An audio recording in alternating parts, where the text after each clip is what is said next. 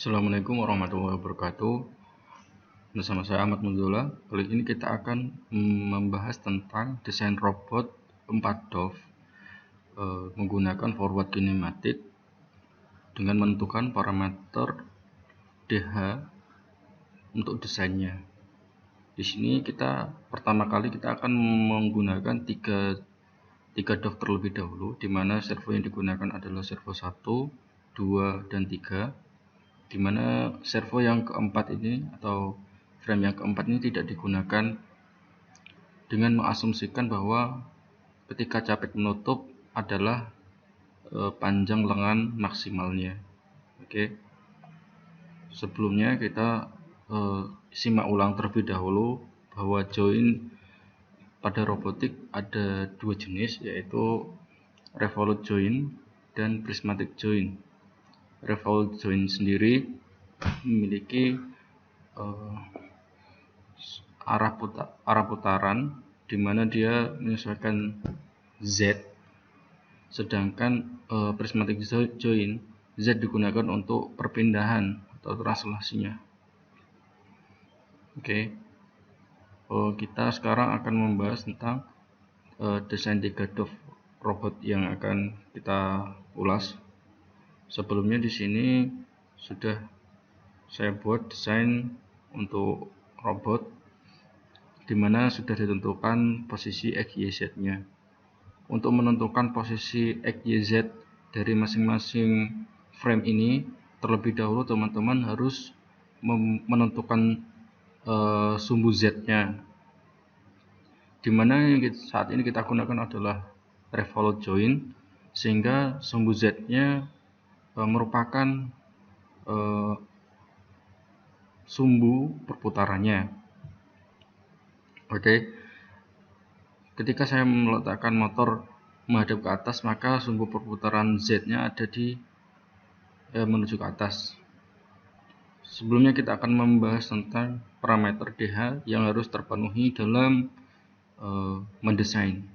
Yang pertama adalah Z-axis harus merupakan aksis revolutionnya atau arah dari perputaran, arah dari pergerakan robot.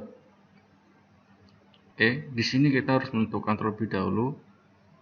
Semisal ini motor ke arah berputar dengan arah mendatar, maka Z-nya ke atas.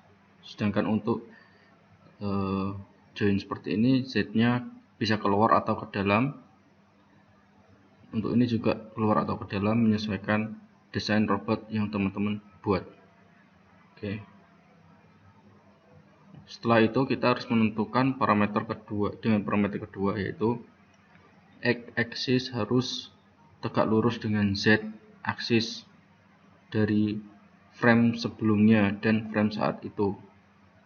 Jadi kita menentukan terlebih dahulu X dari masing-masing frame dengan cara menentukan untuk frame yang pertama ini, karena tidak memiliki referensi sebelumnya, maka dalam kita menggunakan base sebagai referensinya dengan menentukan arah dari X-nya tegak lurus. Nah, di sini kita bisa menentukan arah X0 itu 4 arah sebenarnya. Bisa ke kanan, ke kiri, ke dalam, ataupun ke belakang. Kali ini kita akan menentukannya ke arah kanan. Oke, untuk X1 ini bisa dia harus memenuhi syarat, yaitu tegak lurus dengan Z0 dan Z1, dimana dia bisa menuju ke arah kanan ataupun ke arah kiri. Saat ini kita akan menggunakan arah kanan dengan mengasumsikan bahwa untuk mempermudahkan perhitungan dari theta. Jadi ketika X N-1 dan X saat ini itu searah, maka tidak ada penambahan atau pengurangan theta di syarat berikutnya, sehingga lebih baiknya adalah X dari masing-masing join adalah searah, dan Z-nya menyesuaikan terlebih dahulu. Oke, untuk X2 X1 dia harus berpotongan tegak lurus dengan Z sebelumnya dan harus berpotongan dengan Z sebelumnya, yaitu di rumus ketiga, yaitu X-aksis harus berpotongan dengan Z-aksis dari frame sebelumnya. Jadi ketika Z diletakkan di sini, maka ketika kita tarik ke kanan atau ke kiri dan Z0 kita tarik ke atas, maka dia akan berpotongan. Maka syarat dari DH itu sudah terpenuhi untuk desain posisi ini. Untuk X2 sama, yaitu mengikuti kaidah aturan DH nomor 2 dan 3, yaitu dia harus tegak lurus dengan Z sebelumnya dan Z saat ini, dan ketika X2 ini saya tarik, maka dia akan berpotongan dengan Zn-1 nya, yaitu Z1. Oke. Untuk N efektor juga sama seperti itu. Sekarang kita menentukan Y. Y di sini kita menentukan dengan aturan kaidah tangan kanan, di mana kita bisa mengasumsikan bahwa dengan tangan kanan kita, jempol adalah sumbu Z. Jadi Z adalah jempol. Kemudian jari telunjuk itu merupakan X, sedangkan telapak tangan bagian dalam, arah telapak tangan bagian dalam merupakan Y. Itu asumsi dari saya agar memudahkan untuk menghafalnya saja. Jadi ketika teman-teman menggunakan tangan kanan nih, jempol ke arah atas, lalu jari telunjuk, jari tengah dan lain-lain itu menghadap ke kanan, maka otomatis telapak tangan bagian dalam kita menuju ke arah dalam, sehingga Y-nya menuju ke sana. Begitu pula untuk Y pada frame 1, 2. Oke. Ini Y-aksis harus pada right hand rule. Oke. Kemudian setelah kita membuat desain ini sesuai dengan posisinya XYZ-nya, maka kita harus menentukan tabel DH. Di sini kita akan mengasumsikan 3 buah DOF terlebih dahulu dari robot yang tadi. Dengan mengasumsikan jarak sumbu motor yang keempat tidak digunakan. Oke.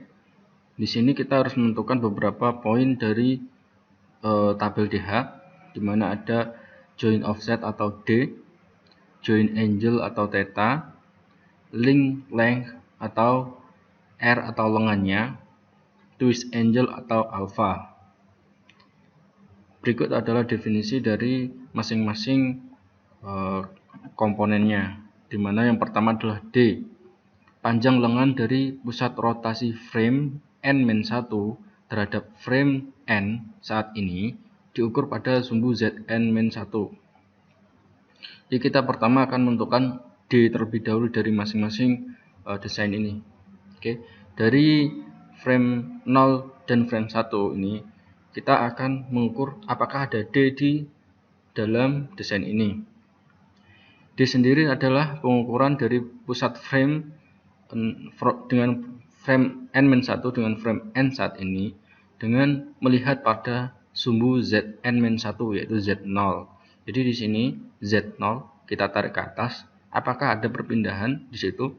Ya, ternyata ada, yaitu di pusat dari frame 0 dengan frame 1 sebesar 64 mili. Kemudian kita tuliskan dalam sini 64 mili. Untuk frame 1 dan frame 2 ini, apakah terjadi perpindahan di sumbu Zn-1 nya, yaitu Z1? Ketika saya tarik Z1 ke luar dan bagian dalam, ternyata titik ini dan titik ini tidak ada perpindahan, sehingga Z-nya adalah 0. Begitu pula untuk Z yang ketiga. Oke. Sekarang syarat yang kedua yaitu theta. Saya menuliskan Q ya, maaf ya. Theta adalah sudut putaran pada sumbu Zn-1 untuk menyarahkan Xn-1 terhadap sumbu Xn. Jika xn-1 searah dengan xn, maka tidak perlu penambahan atau pengurangan sudut perputaran. Maksudnya di sini dalam revolute join dia sudah memiliki theta, di mana arah theta ini kita gunakan dengan kaidah tangan kanan. Kita asumsikan putarannya adalah counterclockwise karena pertambahan sudut, kita mengasumsikan pertambahan sudut itu terjadi ketika clockwise, untuk mempermudah saja itu. Oke, di theta pertama dari frame 0 dan frame 1 yaitu adalah sudut perputaran antara yang ada pada Z0, yaitu theta 1 seperti ini. Kemudian apakah terjadi offset penambahan atau pengurangan? Kita lihat pada X0 dan X1. Apakah X0 dan X1 sudah searah? Dengan titik, kita melihat pada titik Z0, jadi Z0 menghadap ke atas, kita asumsikan apakah ada perpindahan dari X0 ke X1. Ternyata tidak, jadi offset dari theta ini adalah 0. Oke, untuk theta yang kedua itu dari frame 1 dengan frame 2, itu pusat rotasinya Z1 ada di Z1 ini, yaitu theta 2 sendiri. Kemudian dari theta 2 sendiri ini kita akan mengukur apakah ada perbedaan dari Xn-1 dengan X saat ini, diukur pada Zn-1, yaitu Z1. Jadi dari sudut pandang sini kita harus memperhatikan apakah ini sudah searah dengan ini. Ternyata searah dan tidak memiliki offset sudut, sehingga plus 0 juga. Begitu pula untuk sudut yang ketiga. Oke. Sekarang muncul ke rules yang ketiga, yaitu R. Definisi dari R sendiri adalah panjang lengan dari pusat rotasi frame N-1 terhadap frame N. Saat ini diukur pada sumbu Xn. X saat ini ya. R sendiri adalah radius dari lengan Zn-1-nya. Jadi ketika kita asumsikan seperti ini, ketika kita memiliki frame 0 ini, ketika dia memiliki lengan, maka ketika kita putar, maka dia merupakan jari-jari atau radius dari lengan saat ini. Oke, kita tentukan terlebih dahulu R dari frame 0 dan frame 1. Jadi frame 0 dan frame 1 ini ditinjau pada arah Xn-nya, pada sumbu Xn-nya. Jadi Xn ini ditarik, apakah terjadi perpindahan? Ternyata tidak ada, sehingga 0. Untuk frame 1 dan frame 2, kita lihat apakah terjadi perpindahan di pusat frame 1 dan frame 2. Dilihat pada Xn-nya, yaitu X2 saat ini. Kita tarik lurus, maka akan terjadi perpindahan R-nya, yaitu sebesar 80 mili. Ini kita tuliskan seperti ini. Sekarang untuk menentukan R3, kita harus melihat pada frame 2 dan N efektor, di mana kita mengacu pada X3 sebagai sumbu pengukurannya. Oke, di sumbu X3 ini kita tarik ke kiri. Kemudian kita ukur apakah terjadi perpindahan di titik pusat dengan titik pusat. Ternyata terjadi, yaitu sebesar 120 mm. Oke. Untuk yang untuk aturan yang keempat adalah alfa. A alfa adalah sudut perputaran pada sumbu Xn untuk memposisikan Zn-1 ke sudut Zn saat ini. Jadi alfa sendiri adalah kita harus memposisikan Zn-1 agar searah dengan Z saat ini, diukur pada Xn, yaitu X1-nya. Jadi ketika kita berada di sini, kita melihat ke arah kiri, apakah Z0 ini sudah searah dengan Z1? Ternyata belum, maka kita harus memutarnya. Berapakah sudut putaran yang berada di poros ini? Yaitu dia harus diputar 90 derajat. Diputarnya dari sini ke sini. Jadi sebesar 90 derajat. 90 derajat. Kita memutarnya ini diputar dengan poros ini 90 derajat. Seret sini. Nah, sampai sini. Nah, ketika diputar 90 derajat, apakah itu nilainya positif atau negatif? Karena ini diputar ke arah sini, jadi sehingga sudut arah ini dengan ini sama, maka dia adalah positif karena counter clockwise atau berlawanan jarum jam. Arah jarum jam. Oke, alfanya pi per 2 atau 90. Oke, untuk alfa dari frame 1 dan frame 2 kita lihat apakah terjadi perpindahan ketika kita letakkan sudut putarannya di X2. X saat ini ada X2. Antara Z1 harus match dengan Z2. Ternyata sudah match, jadi alfanya 0. Untuk Z3 juga kita ukur pada X3 titik putarannya, yaitu memutar X2. Apakah kita memutar X2 itu sudah searah dengan Z3? Ternyata sudah tidak ada alfanya, tidak ada sudut perpindahannya, sudah alfanya 0. Oke, dari sini kita telah memiliki tabel DH. Oke, tabel DH di sini kita harus mencobanya.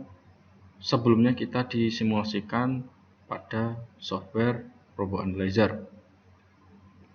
Oke, di sini saya sudah membuat desainnya, di mana alfa pada pertama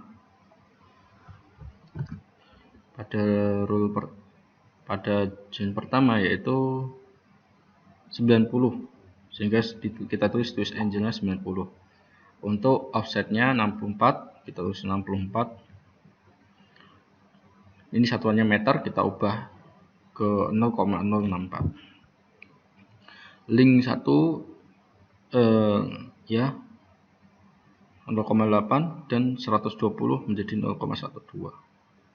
Theta 1, theta 2, theta 3 di sini adalah variabel. Jadi pertama kita menentukan di sini value-nya masih 00 saja.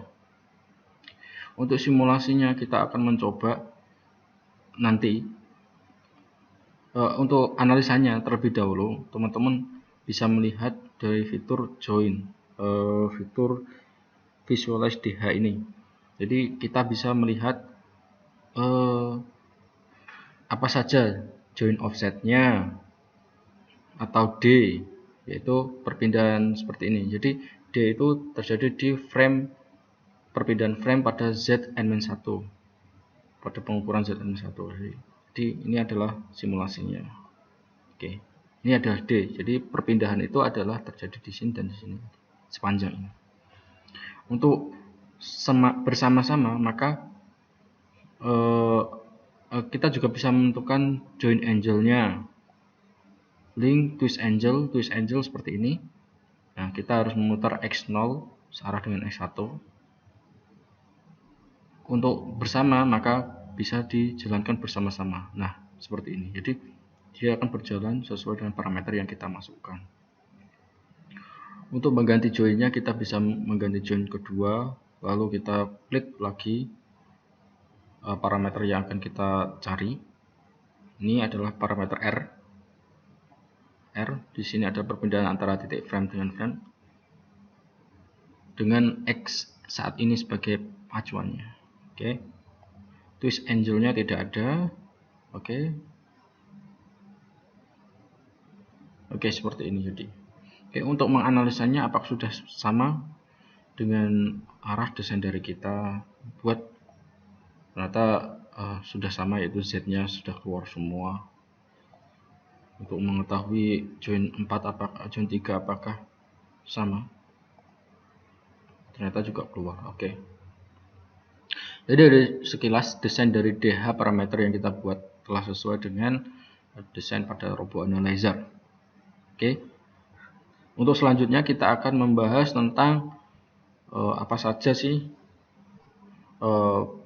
dan bagaimana kita membuat homogeneous transformation-nya dari DH tabel yang kita dapatkan ini. Oke, untuk itu kita akan menuju ke percobaan kali ini di sini. Jadi kita harus memasukkan DH tabel dari yang sudah kita buat. Kita plot terlebih dahulu, tulis lagi kembali apakah sudah sama, ternyata sudah sama. Oke. Jadi kita menuju ke laman ini saja untuk mempermudah. Saat ini kita telah memiliki DH tabel seperti ini. Kemudian kita harus membuat persamaan homogeneous transformation-nya menggunakan rumus translasinya, yaitu ini. Jadi kita cukup memasukkan variabel-variabel ini ke dalam rumus ini. Tips yang pertama adalah kita harus mengeliminasi angle atau alfanya. Oke. Jadi dari persamaan ini, teman-teman kan sudah memiliki nilai alfa yang tetap nih. Nah, nilai alfa ini kita masukkan ke sini untuk menyederhanakan perhitungan. Oke. Sebagai contohnya, untuk baris pertama ini, itu translasi dari 0 ke 1, dari base ke frame 1. Oke. Kita masukkan rumus nih, dibuat tabel terlebih dahulu ya. Cos theta n. Theta sekarang adalah theta 1. Theta 1 ya. Cos theta 1. Sin theta 1 00. 00 sesuai dengan ini ya. Untuk kolom kedua, min sin theta 1 jangan melihat rumus ini dulu. Kita masukkan variabel yang ada alfanya. Oke. Alfa di sini adalah 90. Sehingga cos 90 itu adalah 0. Jadi teman-teman langsung membuat ini adalah 0. Kolom pertama 0, kolom kedua 0. Nah, kolom ketiga ini ternyata sin 90. Sin 90 adalah 1. Oke, untuk yang kolom ketiga sama. Teman-teman harus menentukan alfanya dulu. Ternyata sin alfa ini adalah sin 90. Sin 90 adalah 1. Jadi teman-teman tulis S theta 1 dan min cos theta 1. Begitu pula untuk yang lain-lainnya. Oke, untuk Rn cos theta n, Rn ini adalah linknya, hingga di dalam sini linknya adalah 0. Otomatis dia nilainya adalah 0 juga. Sedangkan dn di sini adalah displacement ke satunya, yaitu d1 atau di. Saya tuliskan di sini di, yaitu 64 ini ya nilainya. Oke. Setelah kita mendapatkan baris pertama untuk translasinya, ya translasi 0 ke 1, kemudian kita akan membuat translasi dari 1 ke 2 dengan cara yang sama ya. Dengan cara yang sama, yaitu mensubstitusikan variabel yang ada di baris kedua ini ke dalam rumus ini. Oke. Sehingga didapatkan kayak seperti ini, dan baris ketiga juga seperti ini. Jadi kita mendapatkan 3 buah persamaan matriks. Nah, sekarang bagaimana menyederhanakan persamaan ini? Yaitu kita harus membuat translasi dari 0 ke 3. Yaitu dengan cara mengalihkan 0 ke 01 ke 12, kemudian hasilnya dikalikan dengan 13. Di sini teman-teman jangan membalik ya. Jangan membalik, misalnya 1 kali 2, habis itu 23 kali 01 gitu. Jangan. Jadi itu sudah membalik translasinya. Oke. Sekarang kita buat 01, 12 menjadi 02. Jadi di sini dibuatlah tabel 02, yaitu perkalian metrik ini dengan metrik ini. Caranya bagaimana? Yaitu dengan memelikan baris dengan kolom. Jadi misalnya kita baris 1 dengan kolom 1 itu untuk menentukan titik ini, baris 1 kolom 1 ya. Coba kita perkalikan. Baris 1 kolom 1. Baris 1 cos Q1 kalikan cos Q2. Oke, cos Q1 kali cos Q2 ditambah dengan 0 dikalikan sin Q2. Hasilnya 0 kan? Nggak usah ditulis. Sin Q3 dikalikan 0. 0 juga ditambah 0 lagi, nggak ditulis. 0 kalikan 0. 0 lagi. Jadi di baris pertama, kolom pertama itu nilainya adalah perkalian dari baris pertama dengan kolom pertama. Begitu seterusnya untuk mendapatkan satu metrik ini. Kemudian metrik ini kita kalikan dengan metrik selanjutnya, yaitu translasi dari 2 ke 3. Sehingga di sini saya sudah melakukan percobaannya ya, kalau kebalik itu kayak gimana. Jadi di sini ada opsi T03 itu didapatkan dari T23 kalikan T02. Ternyata hasilnya sangat tidak bisa diimplementasikan. Jadi teman-teman nggak usah mencobanya. Oke. Tadi dari yang berhasil tadi T02 dikalikan T23 itu T02 kali T23. Oke. Di sini kita sudah memiliki tabelnya, yaitu ini dua tabel ini. Tabel T02 dan tabel T03. Kita cukup mengalihkan baris dengan kolom. Nah, karena kita akan menuju mendapatkan posisi forward kinematik XYZ, posisi XYZ, kita cukup menghitungnya dengan 3 kolom terakhir. Kolom terakhir di 3 baris pertama. Yaitu baris pertamanya adalah X, baris kedua Y, dan baris ketiganya adalah Z. Ini adalah X,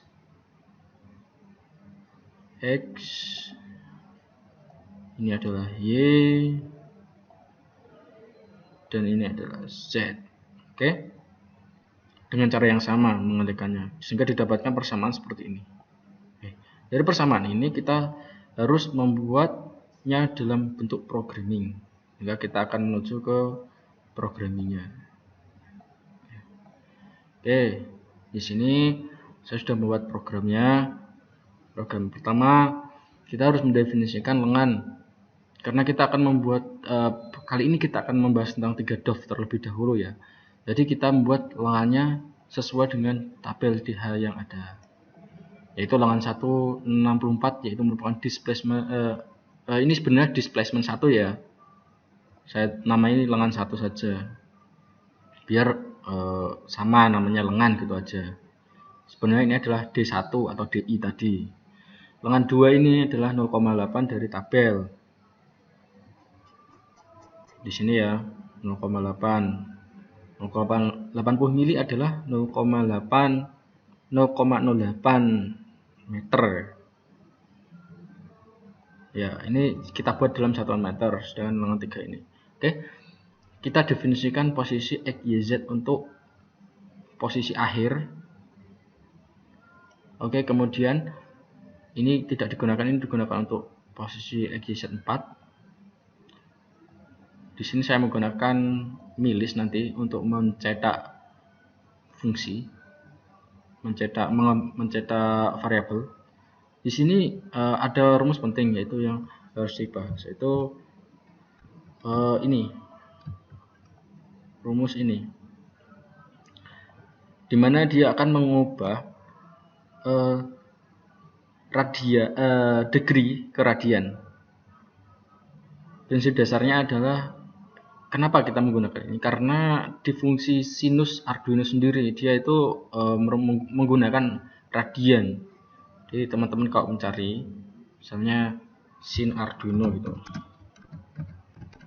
seperti ini, maka di reference-nya dia akan diketahui tipe data yang digunakan beserta apa yang digunakannya, yaitu radian, sin radian. Nah, ini baru saya ketahui karena kemarin di simulasi sebelumnya ternyata saya salah karena tidak melihat ini satuan dalam radian. Oke. Dan tipe datanya adalah float, sehingga kita definisikan dengan float, dan hasilnya adalah double atau lebih presisi. Oke. Kemudian dari sini kita tidak menggunakan ini, kita atur lebih dahulu sudut yang kita gunakan untuk masing-masing servo. Oke. Pada setup pada loop ini kita mengambil beberapa fungsi. Fungsi yang pertama adalah fungsi control servo, yaitu ada di tab sini. Ini saya gunakan untuk membuat variabel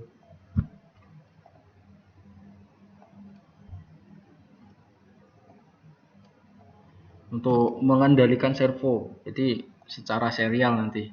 Sedangkan debug di sini diambilkan untuk mencetak variabel dengan menggunakan milis. Jadi kita tidak menggunakan delay sehingga tidak menghambat program yang berjalan pada servo.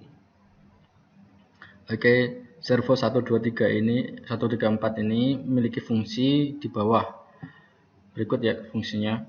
4 tidak digunakan pada simulasi kali ini. Jadi tidak mengefek walaupun kita taruh di sini. Oke. Servo 1 dia akan mencetak mengoperate sudut 1 yang dilempar pada variabel ini. Oke. Servo 2 dan 3 semuanya sama. Nah, di sini ada yang unik, yaitu dalam desain saya ternyata posisi servo itu tidak searah, cuman dia berbalikan 180 derajat, sehingga di sini saya menambahkan 180 derajat berbalikan untuk mengoperate-nya. Ini karena forward saja, jadi simulasinya saya menyesuaikan dengan program saja, karena tidak memungkinkan untuk mengubah mekaniknya ya. Untuk servo 3 di sini saya tambahkan 90 karena saya salah memposisikan peletakan sudut. Jadi teman-teman kalau sudah meletakkan sudut servo lalu kita kunci di mekanik, karena saya menggunakan lem tembak jadi saya tidak mengubahnya, sehingga saya menambahkan offset ini, posisi ini. Oke. Untuk servo 4 membuat theta 4. Oke. Menyesuaikan desain dari teman-teman, karena ini hanya format kinematik dan analisa dari hasil XYZ-nya. Oke. Kemudian di sini kita menggunakan fungsi yaitu algoritma 3DOF XYZ. Algoritma 3DOF XYZ di sini adalah fungsinya pertama kita mengubah variabel theta, yaitu merupakan sudut yang kita definisikan di atas tadi, dikonvert ke radian. Jadi theta ini sudah radian. Kemudian untuk cos 123 sin 123 teman-teman definisikan dengan variabel masing-masing. Setelah itu rumus XYZ-nya diambil dari persamaan yang kita buat tadi. Nih, C1 C2 L3 C3, C1 C2 C3 L3 ya, L3. Oke, dari posisi ini nanti kita akan mencetak nilai posisi XYZ pada debug. Jadi kita mencetak sudut-sudut, kemudian kita debug posisi XYZ-nya dengan ketelitian 0,3. Jadi di belakang koma nanti ada 3 angka seperti itu. Oke, untuk simulasinya kita langsung saja upload pada robot. Oke, pada robot kondisi awal kita setting di setupnya yaitu servo normal. Fungsinya ini adalah menjadikan posisi dari sudut servonya ke arah atas.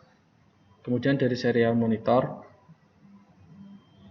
kita bisa mengendalikan apakah terjadi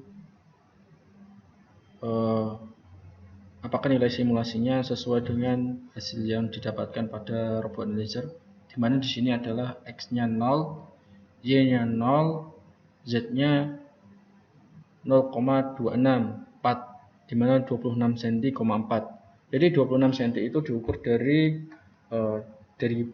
titik bawah ini ke titik ujung dari robot. Jadi ujung robot ini adalah 26 cm. Oke. Setelah itu dari program 0,26 ini kita simulasikan dengan sudut 90 90 0. Kemudian di robot analyzer kita buat 90 90 0. Jadi di sini ada 0. Lalu kita forward kinematik, apakah nilainya akan sama? Misalnya kuliah, Mas. Oke, di sini kita akan mengupdate nilainya, itu Z-nya sebesar 0,264, yaitu 26 cm, 4, yaitu sesuai. X-nya 0, Z-nya 0. Jadi nilai dari perhitungan ini sesuai. Kemudian kita akan mencoba simulasinya dengan mengubah sudutnya, yaitu semisal kita akan mengubahnya dengan fungsi dari servo kontrol ini ya. Kita sudah membuat fungsinya, yaitu kita membuat 0, kita buat 000. Jadi di sini kita cukup menuliskan L dari monitor, lalu kita enter, maka robot akan berpindah posisi. Posisi robot saat ini adalah sudut X 20 cm, Y-nya 0, dan Z-nya 0,64. Oke, di sini 0,64 itu diukur dari titik sini ke sini. Jadi Z-nya adalah 0,64, X-nya di sini adalah 20 cm, di mana ini adalah 8 cm ditambah 12 cm, sehingga di sini 20 cm. Sehingga di sini di program sudah sesuai. Kemudian dari simulasi kita akan mencoba forward kinematiknya ya. Oke, 1996 forward kinematik, lalu kita play. Sebentar, kita ganti sudutnya terlebih dahulu, yaitu 0 0. Oke, forward kinematik, lalu di play. Ternyata posisinya seperti ini. Kita update. Nah, 0,2 ini adalah 20 cm, sedangkan 0,064 ini adalah 64 mili, sesuai dengan pada ini. Oke, 20 untuk X, 0,064 untuk Z. Oke. Untuk posisi yang lain, semisal kita mau membuat 0, 90, 0, kita forward misal, maka posisi robot adalah kita buat semisal 45 ya. 45 kita forward kinematik.